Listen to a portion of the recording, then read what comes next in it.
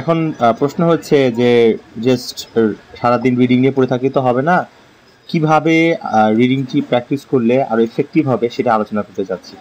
So আপনি যখন যে কোনো ধরনের রিডিং প্যাসেজটি পড়বেন তখন আপনার পারপাস থাকবে, আপনার নিজের উদ্দেশ্য হবে find the purpose of the passage. আপনি যে প্যাসেজটি পড়লেন সে প্যাসেজটির মূল বিষয়টা কিছু হতে পারে, হিস্ট্রির একটা আপনি প্যাসেজ পড়লেন, সেই প্যাসেজ আসলে কি বলার চেষ্টা করেছে, সে কি কোনো একটা হিস্ট্রিক্যাল এভিডেন্স নিয়ে কথা বলেছে, কারো জীবনে আলোচনা করেছে, না কোনো পয়েন্ট প্রুফ করতে যাচ্ছে।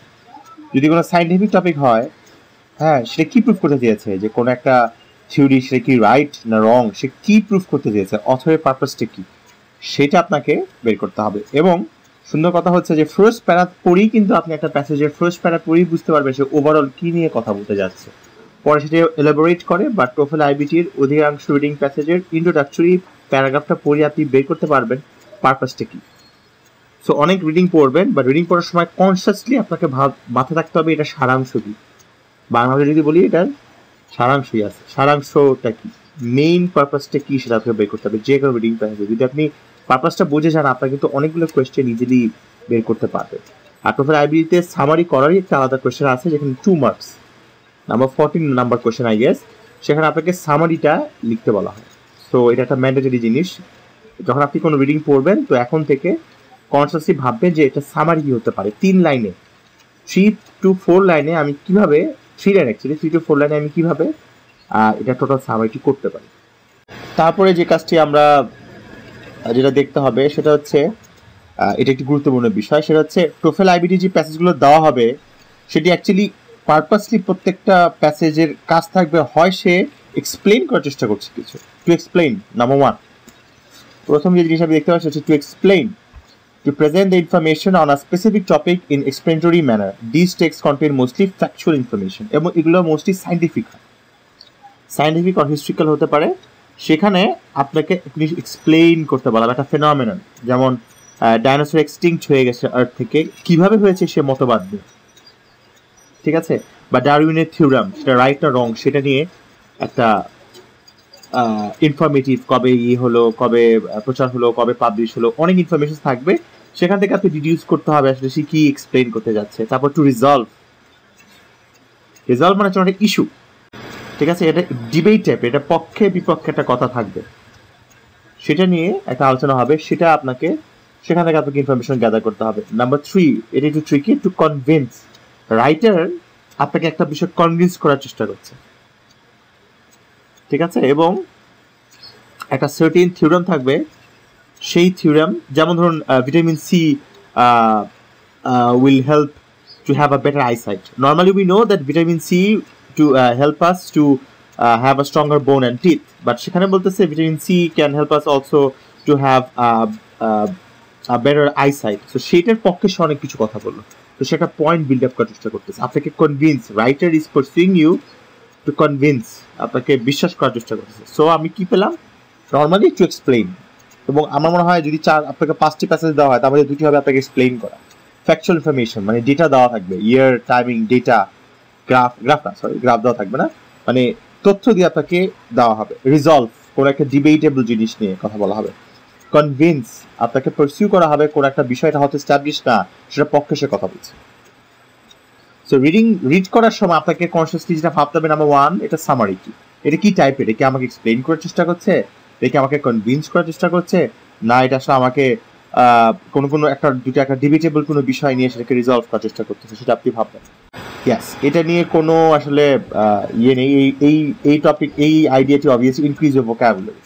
আপনার ভোকাবুলারি যদি উইক থাকে, আপনার শব্দ ভান্ডার যদি দুর্বল থাকে, আপনি যদি নর্মাল শব্দগুলো জানতে না পারেন, তাহলে কিন্তু খুব বাজে হবে। বাজে মানে হচ্ছে আপনার অ্যান্সারটা আপনি কয়েকটি দিতে পারবেন না।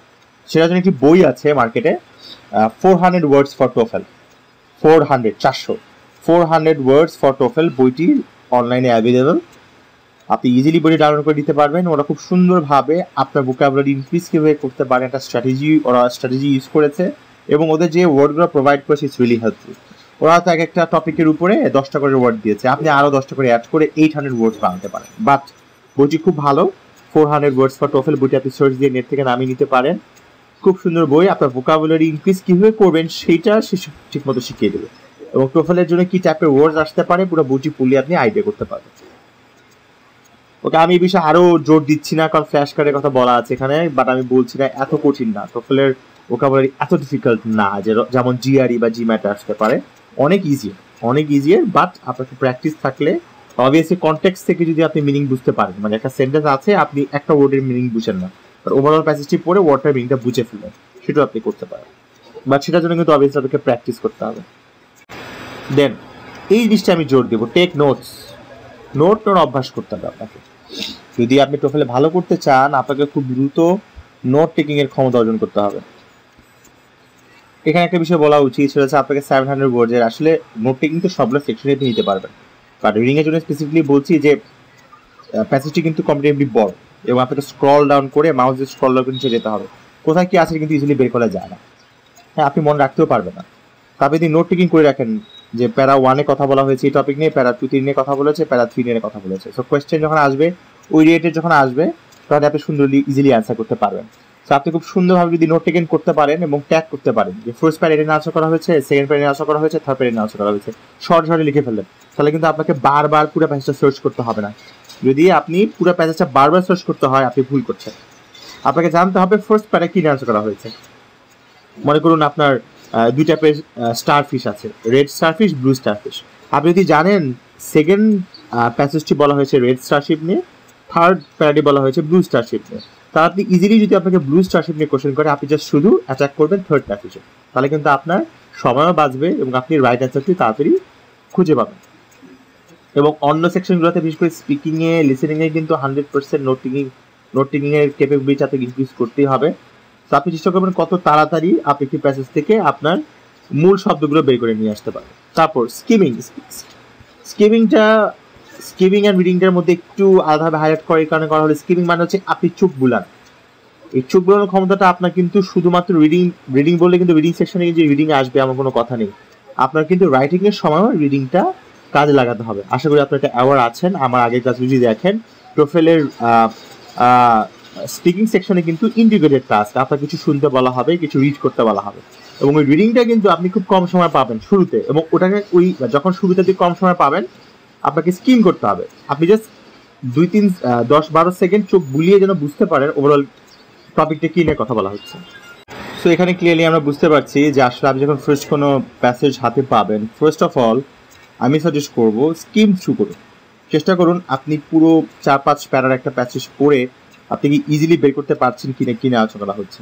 নাম্বার 1, ওইটা আমি সামারির একটা ধারণা আপনি পেয়ে যাবেন। তারপরে সেকেন্ড টাইম আপনি যখন যাবেন পড়বেন তখন আপনি খুঁটি ইনফরমেশনগুলো গ্যাদার করুন। সেখানে আপনাদেরকে আমি একটা ওভারঅল আইডিয়া দিচ্ছি রিডিং কীভাবে করবেন। ফার্স্টে স্কিম থ্রু 30 সেকেন্ড আপনি স্কিম থ্রু করে বোঝার চেষ্টা করবেন এই প্যাসেজটি কী নিয়ে কথা বলেছে, তখনই কিন্তু আপনার মাথায় আইডিয়া আসবে আপনার সামারিটি কীরকম হবে। তারপরে আপনি পার প্যারায় কী ধরনের কোয়েশ্চেন, কী ধরনের ইনফরমেশন দেওয়া আছে সেগুলো গ্যাদার করলেন। সো আপনি আসলে মাথার ভিতর মেন্টাল একটা ইমেজ তৈরি করে ফেললেন টোটাল রিডিং টেনে। এখন স্কিমিং নিয়ে একটু ডিটেলে আমি আলোচনা করি। সেটা হচ্ছে শুধু স্কিমিং কিন্তু এনাফ না, প্যাসেজটা আবার পড়তে হবে, একটু আগে যেমন বললাম, ঠিক আছে। বাট জিনিসটা হচ্ছে ফার্স্ট টাইম যখন আপনি স্কিমিং করবেন তখন আপনাকে যেটা জানতে হবে সেটা হচ্ছে এই প্যাসেজের মধ্যে কি কোনো ক্লাসিফিকেশন আছে কিনা, কোনো ধরনের ভাগ আছে কিনা, যে বিভিন্ন টাইপের একটা অরেঞ্জ আছে, অরেঞ্জের 3 ধরনের টাইপ আছে, সেটা যে আলোচনা করা হয়েছে এরকম কিছু, বা কজ অ্যান্ড এফেক্ট নিয়ে আলোচনা করা হয়েছে, কম্পেয়ার কন্ট্রাস্ট করা হয়েছে, প্রবলেম সলিউশন আলোচনা করা হয়েছে। নোটিং এর সময় এই জিনিসটা মাথায় রাখতে হবে। স্কিম থ্রু হচ্ছে আপনি নিজেকে প্রিপেয়ার করবেন, এটা আরো সুন্দরভাবে বলা যায়, ইউ প্রিপেয়ার ইউর সেলফ যে ইয়েস আমি এই টপিকটা হচ্ছে সায়েন্টিফিক একটা টপিক যেখানে অরেঞ্জের ডিফারেন্ট টাইপ নিয়ে আলোচনা করা হয়েছে, শেষ, আপনার মাথা হয়ে গেল। এখন কোন টাইপ কোথায় আলোচনা করা হয়েছে সেটা আপনি নোটের মধ্যে তুলে ফেলেন, যাতে আপনি সেকেন্ড টাইম যখন ব্যাক করবেন তখন যেন সুন্দর মতন আলোচনা করতে পারেন। আশা করি আপনি বুঝতে পারছেন।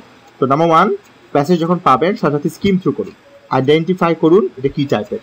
সেকেন্ড টাইম যখন রিডিং করবেন তখন নোট টেকিং করা শুরু করবেন, দেখবেন জিনিসটা অনেক ইজি হয়ে গেছে। মেথডিক্যালি আপনি যদি অ্যাপ্রোচ করেন জিনিসটা কিন্তু অনেক টাইম সেভ করবে আপনার।